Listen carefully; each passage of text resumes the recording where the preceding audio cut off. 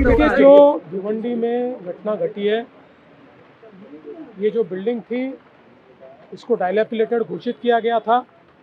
25 लोगों को उसमें से बाहर भी निकाला गया था, फिर भी उसके कॉन्ट्रैक्टर ने रिपेयर का काम शुरू रखा। कुछ लोग वहाँ रुके और उसमें ये दुर्घटना हुई है। जिन लोगों का मृत्यु हुआ है उनके परिवार के प्रति हमारी संवेदना है। सरकार उनको मदद करेगी। जख्मियों को भी हॉस्पिटल में एडमिट किया गया है और जिस प्रकार से कॉरपोरेशन के नोटिस के बावजूद ये कॉन्ट्रैक्टर ने काम शुरू रखा, उनके ऊपर भी कार्रवाई की जाए। तो 2-3 दिन से 4 दिन से बिल्डिंग में रिपेयरिंग का काम चल रहा था। थोड़ा पानी का स्लैब आके थोड़ा बिल्डिंग ऐसा छोड़ दिया था, चप्पड़ वगैरह था, वो सब का रिपेयरिंग चल रहा था।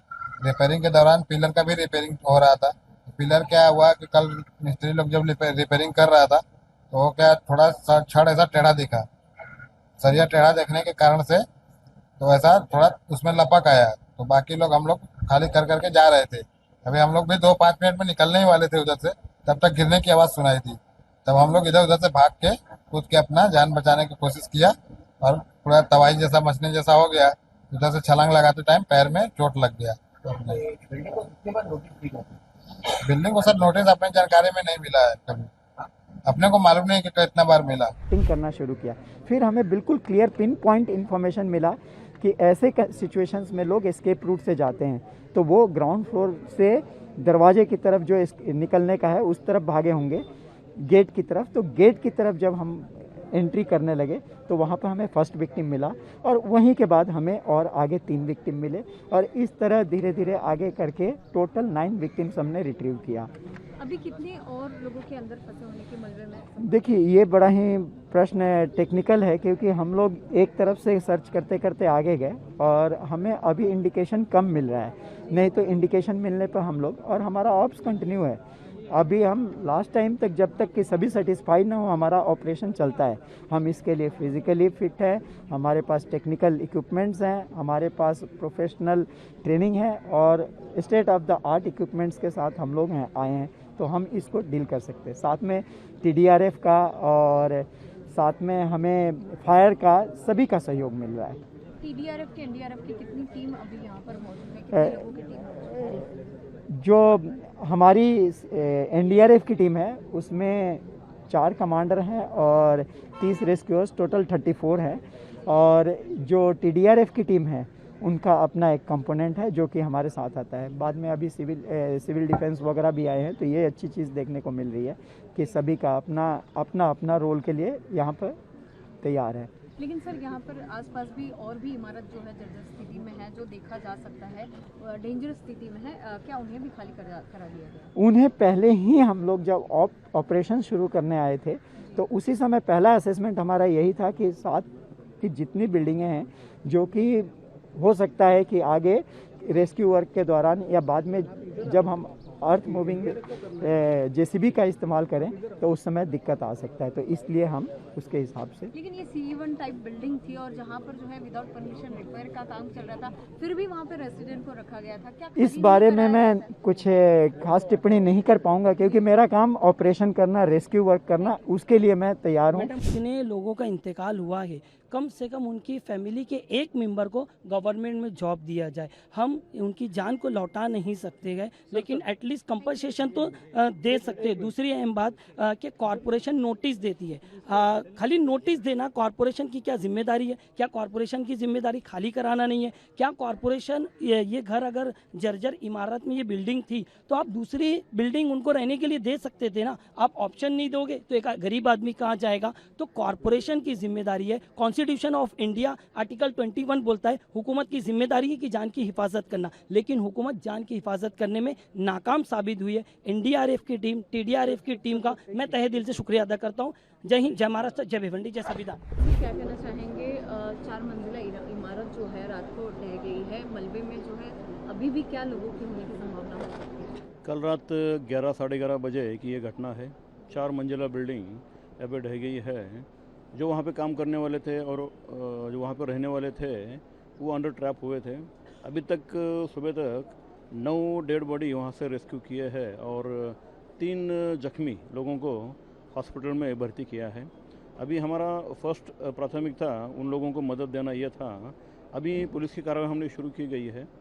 इसमें ये बिल्डिंग माना जाता है 12-15 साल पुरानी थी, तो ये ढह गई है। ये कौन कॉन्ट्रैक्टर जिम्मेदार था, किसने कंस्ट्रक्ट की है, कौन कौन जिम्मेदार है, उनके खिलाफ कार्रवाई करना या एफआईआर दाखिल करना, ये कार्रवाई हमने शुरू की गई है। मैं बिल्डिंग गिरने से 10 मिनट पहले वहाँ पे था। जैसे कि बिल्डिंग गिरने से पहले मैं देखा था वो पिलर का काम चालू था। उसके बाद हम लोग बाहर आने के बाद 10 मिनट के बाद वो बिल्डिंग पूरी गिर चुकी थी। 4 माले का बिल्डिंग था, उसमें कम से कम 70 से 80 लोग रहते थे। सबको बाहर निकाला गया है। खाली जो कामगार थे और उसके आजू बाजू में जो दो चार दिन थे वो लोग अंदर दबे हुए, उसमें से 4 या 5 जन अभी तक मिले हैं। और बाकी जो कामगार लोग हैं वो अभी भी उनके अंदर फंसे हुए।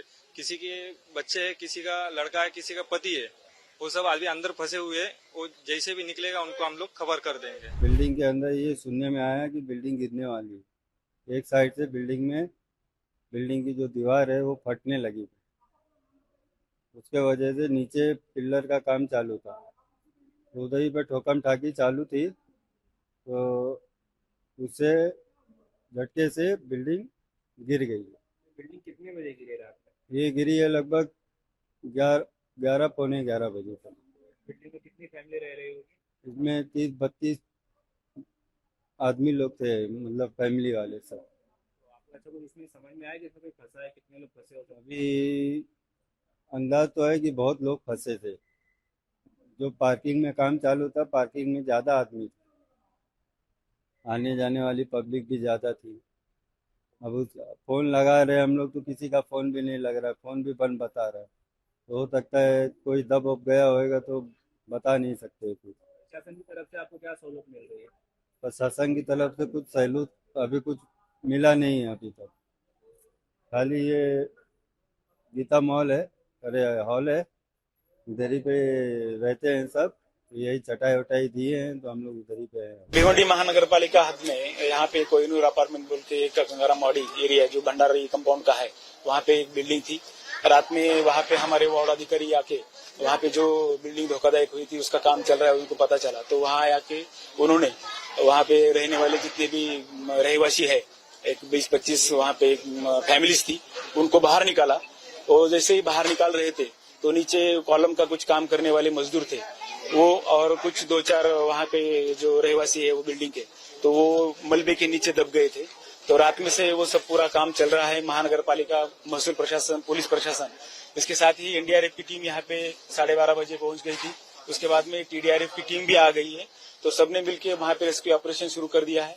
और रात भर में वहाँ 7 बॉडी अब तक जिनकी शिनाख्त हो चुकी है, और बाकी 2 बॉडी ऐसे मिले हैं, और 3 जो नागरिक है वो घायल हो चुके हैं। उनका ट्रीटमेंट अभी इलाज चालू है। सर, ये कितने वर्ष पुरानी इमारत थी और इमारत क्या मालूमात ऐसी अभी तक तो आई है कि वो 10-12 साल पुरानी इमारत थी, और उसकी स्ट्रक्चरल ऑडिट के लिए उसको नोटिस भी दी गई थी वो धोखादायक होने के बाद। लेकिन वो जो मालिक है उन्होंने उसका स्ट्रक्चरल ऑडिट न करते हुए उसका इलीगली उसका दुरुस्ती या रिपेयर करने का काम शुरू कर दिया था, ऐसा मालूम हुआ था वार्ड अधिकारी को। सर, आसपास की जो बिल्डिंग है उसमें कई लोग रहते थे, अब ये पूरी बिल्डिंग ध्वस्त की जाएगी क्या? नहीं, अभी ये रेस्क्यू होने के बाद, ये सब मलबा हटाने के बाद भी जो भी है उसका ऑडिट किया जाएगा, और जो भी धोखादायक भाग है उसको भी गिराने की जो भी कार्रवाई हो आगे कायदेशीर कार्रवाई की जाएगी। सर, बाद में भी कुछ